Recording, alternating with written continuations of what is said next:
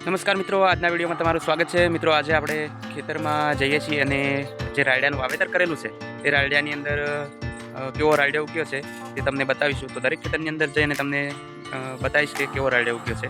તો ચાલો મિત્રો, આપણે આવી ચૂક્યા છીએ ખેતરમાં અને ખેતરની અંદર જુઓ, આ 9-10 અથવા 11 દિવસ, લગભગ 10 થી 11 દિવસ થયા છે આ રાયડાને।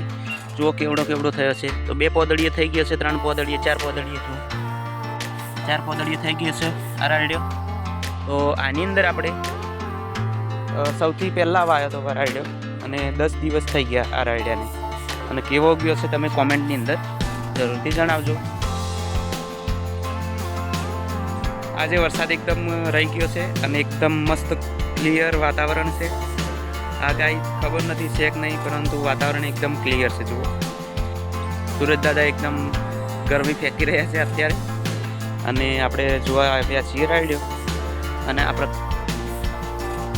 જો મિત્રો, આપણે આવ્યા છીએ મિત્રો, આપણે આવી ચૂક્યા છીએ બીજા ખેતરમાં કેવો રાયડો છે જોઈએ। તો આ પ્રકારે રાયડો થયો છે। આને 5 દિવસ જેવું થયું છે, 2 પોદળીએ થયો છે।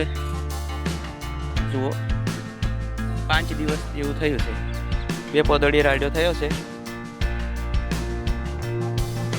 તો મિત્રો જુઓ, આ સૌથી છેલ્લે જે રાયડો આવ્યો છે એની અંદર આવડો થયો છે। આ સૌથી છેલ્લે રાયડો આવ્યો છે। જુઓ, હમણાં જ એનો છેલ્લો વિડીયો પણ આપણે બનાવ્યો છે કે પાળિયું કરીને નેક કરીએ। તો તમારે જોવું હોય તો એ વિડીયોને જોઈ શકશો। તો આની અંદર એકદમ મસ્ત ઉગ્યો છે। જુઓ, પૂંખ્યો છે રાયડો, પહેરવાનો હતો પણ પૂંખ્યો તો। આ સૌથી છેલ્લે વાવ્યો છે। તો મિત્રો, આપણો રાયડો આટલો છે। પહેલા ખેતરમાં જોયું કે જેની અંદર 10 દિવસ થયા છે અને 4 પોદળીએ થયો છે। બીજા ખેતરમાં જોયું, તેમાં 2 પોદળીએ થયો છે, 5 દિવસ થયા છે। અને ત્રીજા ખેતરની અંદર પણ તમને બતાવ્યો છે રાયડો કેવો થયો છે। હવે આપણે વાવેતર બાકી છે તો જીરાનું અને ઘઉંનું।